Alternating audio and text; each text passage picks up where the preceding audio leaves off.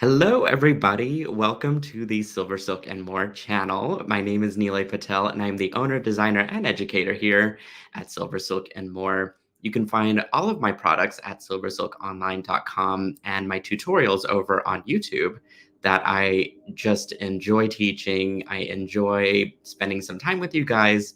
This is going to be a live tutorial, so I'm going to be reading some comments occasionally. If you've got any questions, you can definitely post them and we will scroll through them. I do have some help on the back end over from YouTube.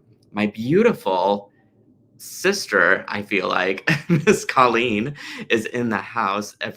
Y'all give her a big shout out there if you can. We love Colleen, and I do appreciate the time and dedication that you put behind my brand and me, and I appreciate your friendship. I'm excited about today's project, y'all. It's gonna be something that is completely unexpected for SilverSilk because I've been so used to making just jewelry projects, and 'tis the season, right? It's the holidays, and I just kind of want to try something new. I don't have much content out there for ornaments, and so that sort of sparked my imagination and got myself together with a really cute project, actually, and just using the flat mesh in a very unusual way. We will be revisiting a technique that we learned a few classes ago from the pine cone earrings project, which you can again find over on the YouTube library. And that wire wrapping just works so perfectly for the lentil beads, and it just makes a really cool looking wreath. And I just thought that you would it would make a really good pendant or it would make a great ornament, and I went the ornament route. But you could definitely switch it over to a pendant if you're wanting to just make jewelry.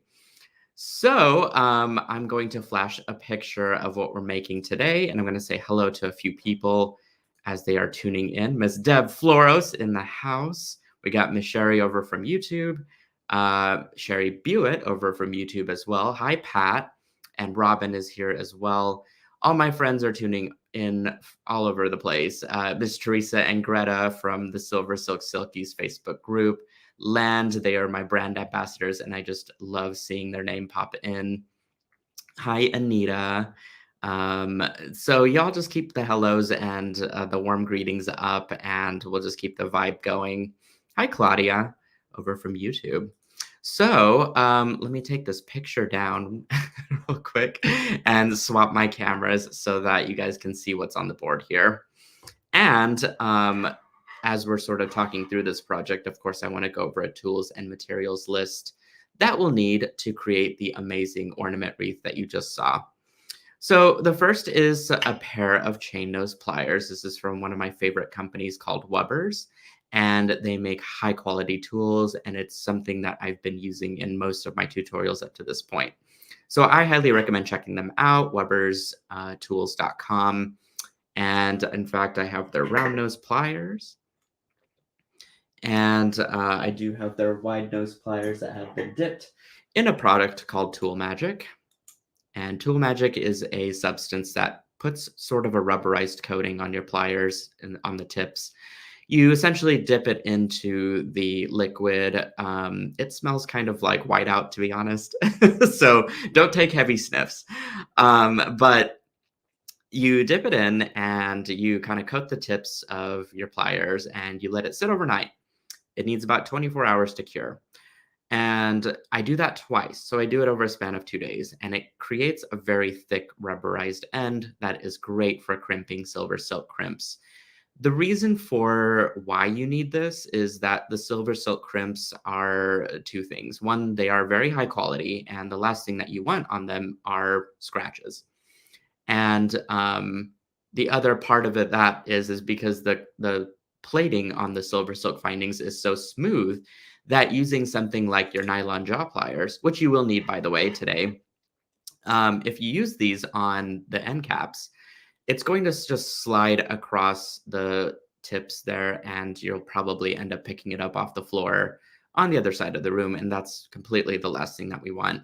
We want to have a pretty good grip on those findings, and the best way to do that is to grab the wide nose pliers with the coating of the Tool Magic on it.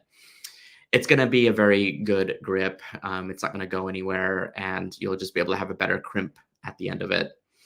The reason why you'll need the nylon gel pliers, which is not listed in the tools list, I just realized, along with one other tool, in fact, is that we'll be using this to straighten out the craft wire. So have these handy. And then I've got my cutters. I don't know if I mentioned those already, but you will need a pair of cutters to cut the silver silk, but also the craft wire for today. So I've got a handy dandy pair of Lindstrom pliers. I've had these forever, and they continue to stay sharp. All right, let's talk about our materials real quick. So I have got 2 feet of the SilverSilk flat mesh. Now, I cut a little scrap because I'm going to show you the technique once, and then it's just a repetition from there. But this is called SilverSilk flat mesh, and it is a type of knitted wire chain that I carry. It is made using 8 needles that stitch a single strand of wire, mind you, into a tube that looks knitted, and then the tube is then flattened into this beautiful ribbon. This ribbon doesn't stretch, it holds its shape, and it is extremely free-flowing, as you can see. I carry this in a number of colors, but green typically is it's sadly one of not my popular colors, but I love green. I mean, my soul is green, my aura, everything. I don't know if my aura is green, but I just love green. And again, for the season, I just wanted to kind of throw the spool of peridot wire onto the machine that creates this and have a special line created for this magical holiday season. So you can grab this in the SilverSilk pop-up shop, which you'll see in the top menu of the website whenever you go to it. And I love this color. It's bright, it's so joyful, and it's perfect for adding dimension to the wreath because the beads are otherwise going to be very dark jewel tone colors, and this is going to add that nice bright pop to it. So you'll need a couple feet of that. You'll need 5 inches of the SilverSilk pipe chain. This is another color that I custom made for the season. It is a red silicone tubing that has silver colored silver colored wire that has been knitted over it into a chain. And I call this peppermint for obvious reasons. I also just love peppermint, but I don't like it with chocolate. Fun fact about me, and you're welcome for that. But this is going to be perfect for adding another additional color to the wreath since it's going to be mostly green heavy. We'll get some bright pops of red with this particular color in it. I will say that because it's a silicone tubing, I like to err on the safe and cautious side for things like this, because if you've got a allergy toward silicone, latex, or rubber, this might not be the stuff to craft with for you. And if you don't, and this stuff has kind of been in the jewelry making stores and the big box stores as well, just kind of sold by itself. And so it's the same material that I just happen to knit over. And if you don't have an allergy, then this is so much fun to craft with. You can cut it up and chop it up into little pieces, and you don't have to worry about any of the SilverSilk, including the flat mesh fraying, because it doesn't.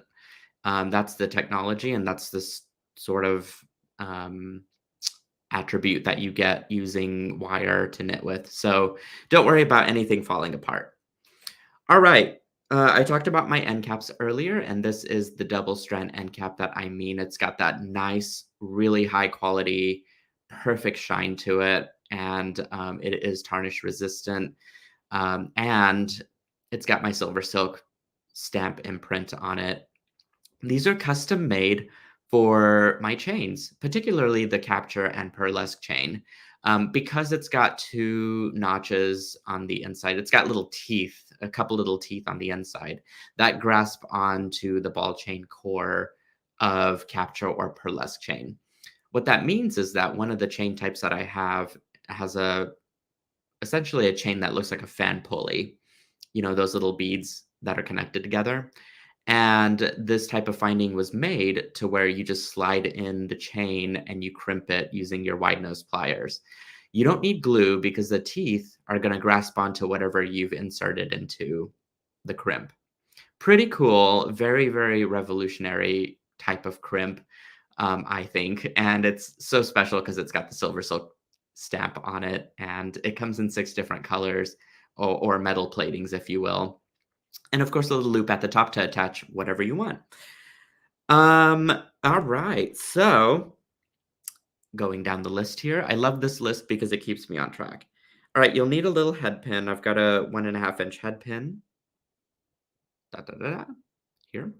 Um, and you will need a Czech coin. Okay, these are special.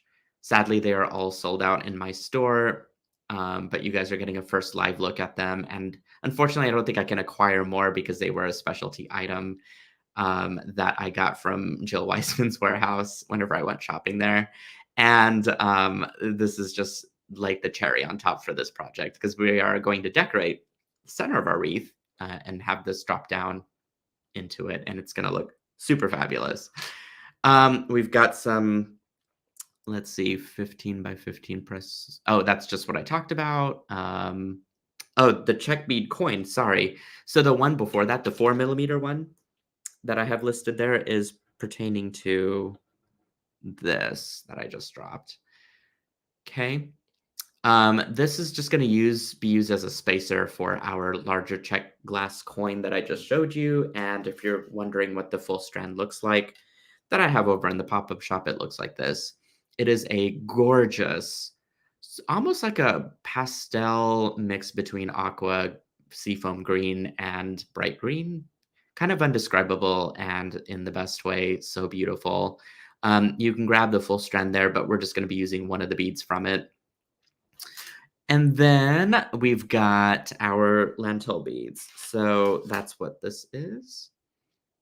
Super pretty. Sadly, I cannot get any more of these. These were sold out within minutes of me launching the pop-up shop, but look how gorgeous those are. I was drooling and it was love at first sight whenever I first found them. And I was like, I had to have this for the holiday season, offered in my shop. And we'll be using most of the strand today for today's project, so I have that out. And if you don't have anything that is quite like this, you can always find a color that's similar. I know there are a billion different colors created with lentil beads. The one factor that you might consider is if you're wanting to make it look more wreathy and more true to what a dry wreath would look like, then definitely picking up the matte finish might be your best option. And if you're wanting to make it look more metallic and more sheen to it, then you might want to pick up something that's more glossy or metallic-y. This happens to be matte finish for the project that we're using today. We've got some Cathedral beads. So those, I'm going to just grab, the entire bucket here of them and show you what those look like. Beautiful, right? Ugh, gets me all excited. So I call these hollyberry because they just look like hollyberries to me. But they have a really wonderful facet. They are bronze capped on each side and absolutely delicious. So I know these have also been selling pretty well. But we'll be using that in today's project. So I'm going to have those out to the side. Hopefully I don't dump them across my table. That would just be messy. And then we've got our craft wire. So I have listed that we will either need, they're at the very bottom. I'm going to start with that first, 20 or 18 gauge. I've got 18 gauge out here. I would actually recommend, I'm sorry, let me rephrase that. I've got a 20 gauge wire here, and I would recommend going with the 18 gauge. It's going to be a little thicker and a little sturdier. And the 20 gauge is just what I had in my inventory, but it's going to offer more flexibility. I will say that for whenever I pass the flat mesh through it. But I think if I had to remake this project, I'd probably go with an 18 gauge down the road, just because it's going to offer a little bit more sturdy of a wreath and it'll hold its shape a little better. Having said that, if your wreath, because we're just going to make a tiny one, but you can obviously pick up lots of lentil beads if you want to and make a gigantic one. The bigger the wreath that you create, the less sturdy the entire project becomes. And that's just because of how much, how big the diameter is, and you're just using more space and materials to grow something out, keeping it more flexible, I guess. And it won't hold its shape if you've got weight on it. Whereas if you have something smaller and it's more condensed, it's going to hold its shape a lot better. So that's something to consider. And then finally, my last bit of material is the 26 gauge craft wire, as you see here. And so we will be using that for our wire wrapping technique that we will be doing today. All right, so I'm going to clear the board. I'm going to flash my picture back up so you guys can see me, and we're just going to get started. So I'm going to grab my 20 gauge wire. And I said you can work with a foot, but even if you've got the 8 inches to work with, that's going to be pretty sufficient. We're going to create a wire wrap loop at one end. So I'm going to grab my chain nose pliers. I'm going to grasp with the tip about 1.5 inches away from the very end of my wire, and I'm just going to press right down over the plier tip. And what this is going to do, it's going to create a 90-degree angle bend, as you can see here. And then I'm going to grab my round nose pliers, and still having the wire bent away from me, I'm going to grab the top part. I'm going to use the very tip of my pliers to grab the elbow of the wire that I just bent. And I'm going to fold that wire up toward me all the way. Okay. And then I will just switch sides of my pliers. I want to make sure that I'm down in all the way as much as I can be. That way the shape of my loop isn't distorted. And then I'm going to just wrap back around. Okay. As you can see, I've got my shape established there. I'm going to then swap back over to my chain nose pliers, and I'm going to grab the entire loop. You might have to do a slight adjustment on that wire that you just bent back. Really, what you want to make sure is that that wire is right up against your pliers as such. And then I'm going to grab another pair of, either I can go back to my round nose pliers, or I can grab a secondary pair of chain nose pliers. Here I've got my handy dandy Xeron crimpers that have the tapered nose. And I'm going to grab the tip. This is very difficult for me because I'm not left-handed. I'm going to grab the tip of my tail there, and I'm going to start coiling it around the base wire.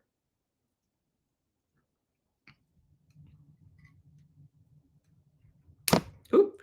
See? Just like, I guess should have probably just switched sides from the beginning. But I want to get a couple coils, as I just did. And you could see that my loop isn't distorted. It's still in that same round shape. And I'm going to trim off that extra little piece of wire. And if I need to, I can go back in and tuck that little end part in fact. And if I need to also, you can go back in and tighten up those coils.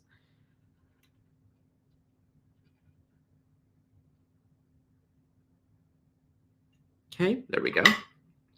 Brilliant. I've got my beautiful little coiled wire for my wire wrap loop. So let me stick these tools right back. And what we're going to do is grab our 26 gauge wire. Now I just have a snippet only because I'm going to show you the technique. Really what you want to work with is the full 4-foot length, or even 3 foot. 3 foot would probably work for this. You'll have a little extra at the end if you do the 4 foot. I like to go on the I like to err on the cautious side of any sort of materials, just to make sure I've got enough at the end to finish the project. Okay, I'm actually going to loop it, or string it right through my loop actually, just a little bit. You probably just need about a couple, not even a couple inches, like 1.5 inches right through the loop. And I'm going to either use my fingers to grip that wire, or I can go to my tools and use my chain nose pliers to sort of clamp it all together. And then I'm going to just wrap it ever so slightly a few times into my coil, but also just down below to that stem of that wire. It looks a little messy, but the thing is we're creating an anchor for our wire wrapping portion here. And now I'm basically ready to start stringing some beads as well as a flat mesh. So I'm going to grab my flat mesh. Again, you'd be working with all 2 feet. And I'm going to just find a space here at the top, a couple knits in, and I'm going to string right through the knitted wire. Okay, just like that. It's not going to fray, do not worry. It will take a lot for that to come out, actually, just because it's a couple knits down, and so you don't have to worry about anything. And then I'm going to grab one of my Cathedral beads, and I'm going to string that on as well. Okay, and now I'm going to grab my little wire, and I'm going to just wrap around the bead, but also the stem of the wire a couple times. Okay, that's just gonna kind of keep everything compressed. It's gonna hold everything down, and we're ready and set up for our lintel. Lintel? Why do I say it like that? Our lentil beads. I sound very Oklahoman. I feel like if I say it that way. I'm gonna read some comments to see if there's any. Aw, Amelia says, "I love your findings. They scream high quality." Thank you, Amelia. I like to think so. Amy says, "Is there any way to open the finding if something is too long?" I'm guessing like after you've crimped and you realize, oops, my necklace or whatever I crimped to it, the chain is too long. You can actually pull out the wire a little bit. You have to be careful because you don't want to ruin the finding either. But you can use the chain nose pliers to gently pull out the finding, and it might ruin the teeth a little bit of the inside. But luckily, that the crimp itself is made of brass, like it's got a brass core to it, and then it's plated with the metal finishing on top. And so if you pull it out, it'll still hopefully retain its polish and everything, and you can kind of open it back up with your chain nose pliers. That actually I have demonstrated in another video over on YouTube. If you send me an email, orders at silversilkonline.com, I could probably track it down for you where I've demonstrated that. And if not, time to make another video, right? All right. I am stringing on a lentil bead, and I'm going to create a little loop here without wire wrapping. My loop is probably somewhere around 4 to 5 millimeters. And what I'm doing is just using my base wire, the thicker wire, as an anchor to start twisting this together. And once it twists, you're in really good shape because then it sort of just all holds together. And I have this little stem I've created with the lentil bead that's been wire wrapped right on top of it. So the idea here is to do this 4 times. So what I'm going to do with the smaller wire is bring it back right around toward me again and do the same thing. Oh, hi, Shakita. She says, "Good morning, Nile and the Silkies." Good morning to you, my sweet friend over from YouTube, the land of YouTube, where all possibilities come true. Okay, string on one of those lentil beads. Whoop. Now, the bigger the loop that you make at the bottom there, the bigger the stem will be. So let's just demonstrate. See, I've got now like a good 8 millimeter sized loop there. I'm going to grab that lentil bead and then just twist. It is good to stagger your branches. So do not be afraid if you've got a bigger loop. That is perfectly fine because it's just going to add way more texture to your design and your branchiness, if you will. Okay. Take that little wire, wrap it back around toward you, and do it 2 more times. You can see right there. These little petals will start to move around on your wire, and that is perfectly fine. It is supposed to do that.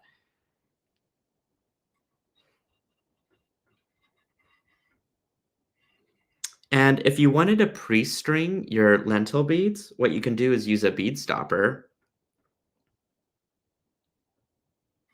And I've got a really miniature one. And you can bead stop your little craft wire and have everything pre-strung and ready to go. That was, I think, the other tool I wanted to mention that I forgot about until now. And so now you can resume your twistiness.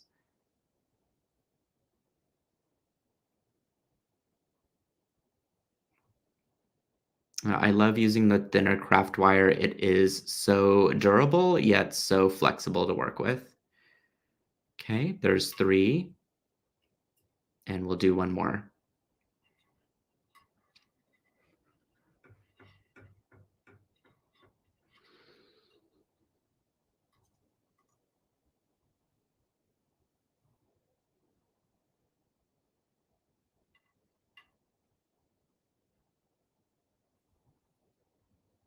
Okay, awesome. So now what you can do is just kind of fluff this out if you need to and start to kind of layer it over your beads. You'll notice that it starts to look very branchy indeed. And at that end, I want to go ahead and just wrap this a couple times and have it ready to wrap my other stuff moving forward. So now we repeat that pattern that we made earlier with the flat mesh and that bead. So what we're going to do is grab our flat mesh, and I'm going to kind of just give a loose measurement here because I'm trying to create these ribbon wraps that are very wavy and very organic. Some might be smaller, some might be larger. Doesn't matter because it's supposed to be just a fun ribbon that you add in. So I marked it with my finger kind of where I want it. I'm going to gently bend my 20 gauge wire down and poke it right through the flat mesh. If you are having trouble poking it through the flat mesh, you can use a beading awl to create a bigger loop, a bigger hole in your flat mesh and then string it right through. Now here's where your nylon jaw pliers are going to come in handy. Because my wire is kind of kinked up there, I'm going to just straighten it as I go along, and I will do this for each step. Alrighty, so now I'm going to grab my round cathedral bead, string that right on, and then wire wrap both elements together at once a couple times. And I'm ready to create 4 more lintel branches as I wire wrap this. Okay, and for the sake of time and TV magic, I've actually went ahead and created a full branched out stem here. Isn't that just gorgeous? It's got so much texture. And what's great is the beads are quite interchangeable. You don't have to use the cathedral beads. You can use clear beads. You can use stuff that's in your stash.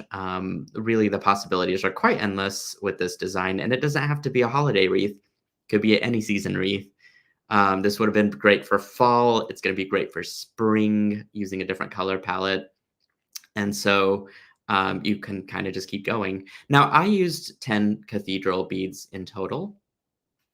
You can use as many as you want to. I'm going to stick with a smaller wreath today.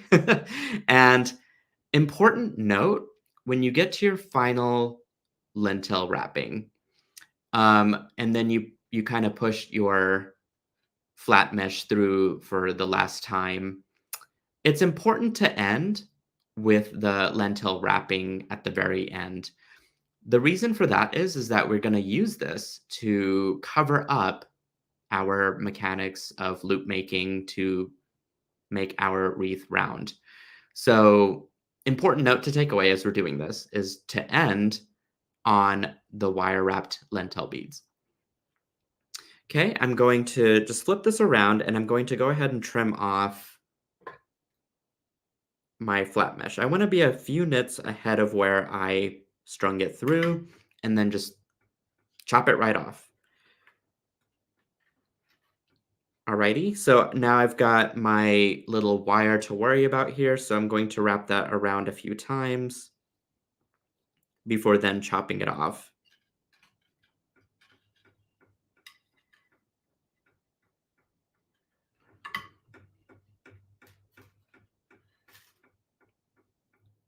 Okay. And so now what I can do is grab my chain nose pliers. I want to make sure that all of my loops are nice and concealed and closed and coiled to the best of their ability. As you can see, I'm going to flash around to the back side of it. You will notice that there is a backside because all of those lentil beads face that front side to make it nice and poofy. All right. Do you remember that we made a loop, a wire wrap loop in the beginning? Whenever I trimmed off that little piece of wire, I just wrapped it around once that top loop there, and then I trimmed it off. Easy peasy. We're going to leverage this loop, and we are going to string our wire right through it. Either way, either direction is fine, whether you want to go up or down. We're going to string right through it. And what we're going to also do is grab our chain nose pliers and create a top fold just like that. That's what's going to keep it in place. And all we have to do now is create a little wire wrap loop there at the top and string in our crimp. So at this point, I wouldn't bother really fluffing it out at this point anyways. We're just going to do a little bit of work to it before we get it to that point anyway. And then we can do all of that good last minute finish at the end. Right now, my focus is to go ahead and get that wire wrap finished. All right, same process as before. I'm going to grab it with my chain nose pliers, just right where I can be at the very, well, I can be as close as I can be to the loop that I just strung through.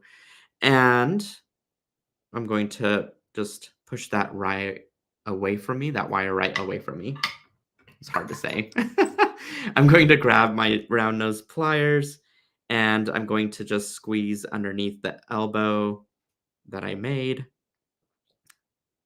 String that or swing it right around toward me. That little bit of wire, go in again with my pliers and then finish out the loop. Now at this point, I'm not ready to coil because I need to string my finding through it first. Okay, this is sort of what it looks like. It's a little bit squishy and distorted, so I'm going to just squish this in place first. There we go. And in fact, while I'm here, let me just fix that. There we go. Okay, so I'm going to string in my double-strand end cap first. And this is tricky because I do want to be logo side up, but what we will have to do is adjust our wire wrap position first to make sure that this all lays correctly.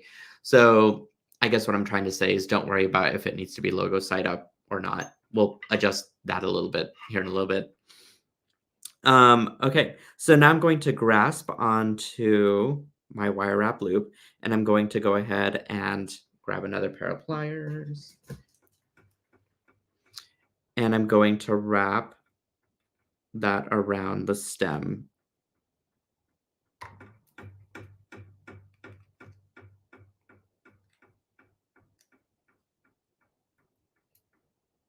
Okay. A few times.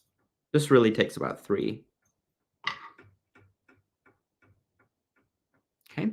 It looks a little bit wonky and not perfect, but that's what we're about to do is figure out how to conceal it with our lentil beads and fluff up this wreath as we're moving along here. Okay, what I'm doing is just trying to tuck in that end. Oops. A little bit of a tough grip there, but I got it. And now you could see that my loop isn't facing the right direction because my crimp is on the side. So this is where I was saying where you can take this and gently actually I want to turn it the other direction. And I'm going to do that once more around until it faces the top side like that. Okay, so your loop should be pretty much on its side that you made and face up directly. Okay, once we've kind of resolved for that, I'm going to just get this stuff out of the way. we can start to fluff up our wreath. So I'm going to just kind of take it out, get it formed nice and round. Remember these lentil beads that we had up earlier that finished out our loop? I'm going to bend them the opposite direction so that they start to kind of conceal and hide that top loop, just like that. Okay, so just push them in the opposite direction. Nobody will ever know. And now we're ready to embellish the center part of our wreath that we just made, which is really just taking our eye pin, or excuse me, our head pin, which, where did I put it?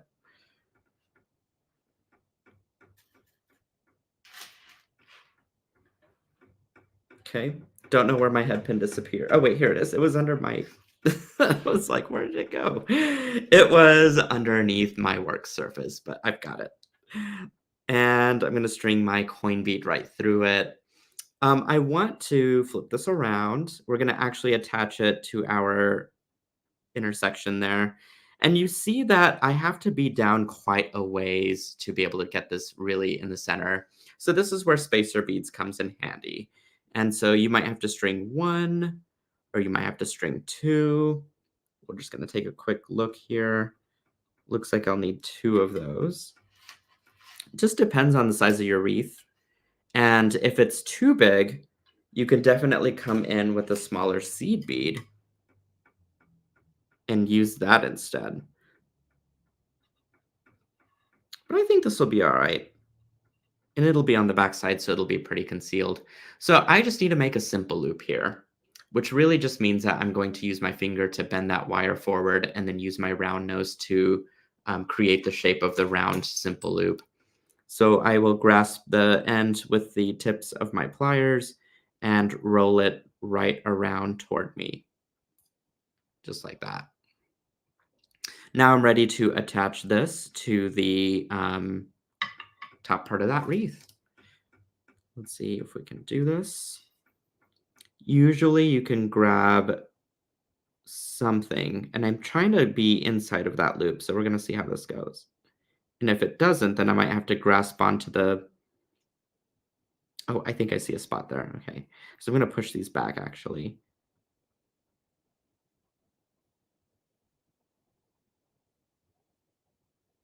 There we go. And if it does hang down, this is hanging down way too far, and it looks a little bit weird, so I'm going to retract and take off that extra bead. Okay, so let me roll this back out. Sometimes you just don't know until you try, right? It's either gonna look great or wonky or something when you connect it, and I wanna make sure it's perfect. Okay, we're gonna take that extra bead out, and now I'm just gonna flip that wire back down. I may have to trim off a little bit, we'll see.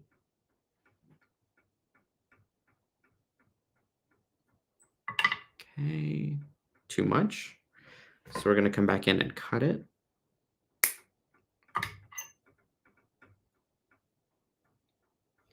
Still too much. We're gonna come back in and cut it a little more. And boom. Okay, so now we will attach this instead and see where we land.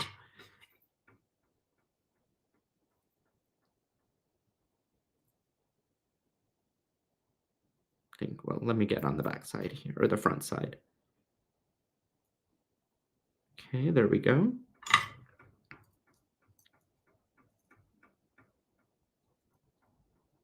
Perfect. Okay, so really one is all it took. I think I was just overcompensating.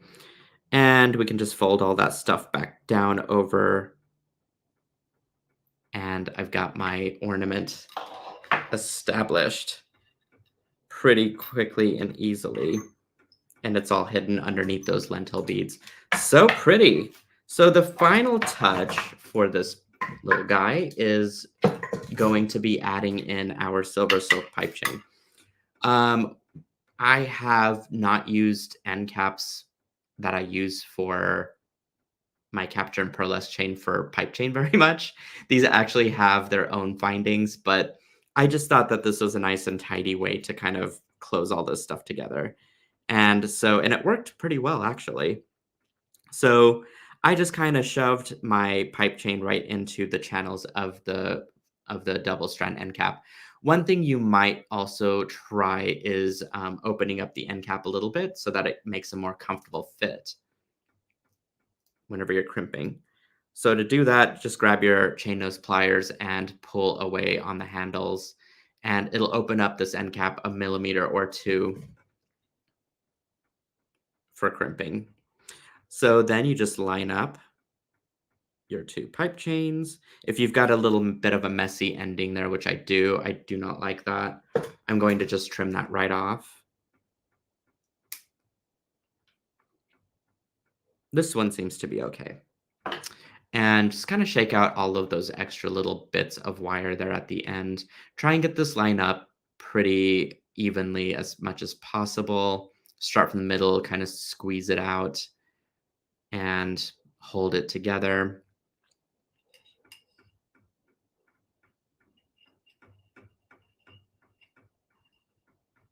Okay, that looks really good. I'm going to grab my wide nose pliers, get my grip on my end cap, and then squeeze. And there we have it. This loop might be just big enough for a branch, but if you imagine this with a longer chain, that is instantly a necklace, right? Instead of a hanger for a tree.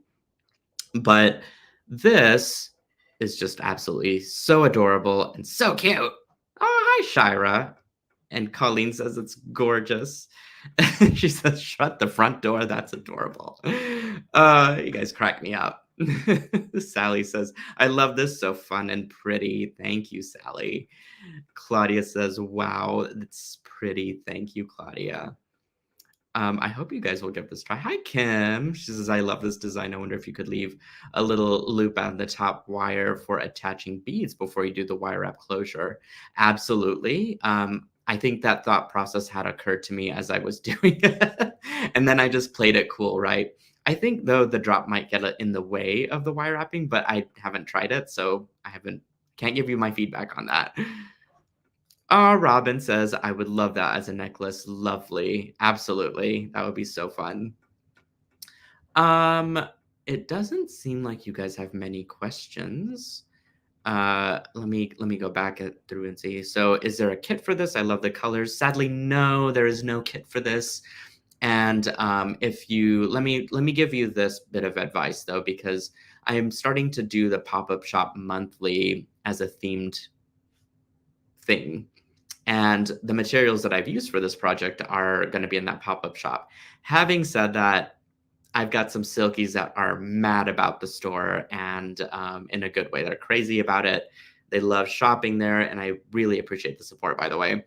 But they just snag up the materials so quickly. So if you are on my texting list, and I believe I've got that number here somewhere, so let me look for it as I'm talking about it. There we go. Text a hello to this number, get on that text notification list, and these are the first people that know about the pop-up shop when it goes online. Usually the first people that also buy everything. I'm doing a little better on the inventory. I'm trying to buy more so that I have more in stock. It's a learning process for me too, believe it or not. I should have left that up. I'm sorry. Let's go back here. So no kits, but you can get the materials for the projects there. And for the future people that are watching this show, I'm so sorry because this is a show now in the past that I don't have the materials for. But hopefully you will find good substitutions for this type of project. So I'm going to flip back around to my camera. And I loved spending this time with you guys. I had so much fun showing you this design, and I've got some more projects planned in the pipeline here, including a stunning pair of earrings that I'm going to be teaching next weekend, in fact. And you can, again, find these materials at silversilkonline.com, and you can find my giant library of videos over on YouTube. If you enjoyed this show, please give this video a giant thumbs up. Hit that like button. Just destroy it, in fact, and tell your friends about this video. that also enjoy crafting. And don't forget to subscribe to the channel. You can also find more inspiration over on my Instagram, and you can follow me on there. I hope you enjoyed, again, this tutorial, and that you'll enjoy the weekend, and keep it lively and creative always. I love you guys so much. I appreciate the support for my small business. And I guess just have a wonderful weekend, and I will see you at the next tutorial.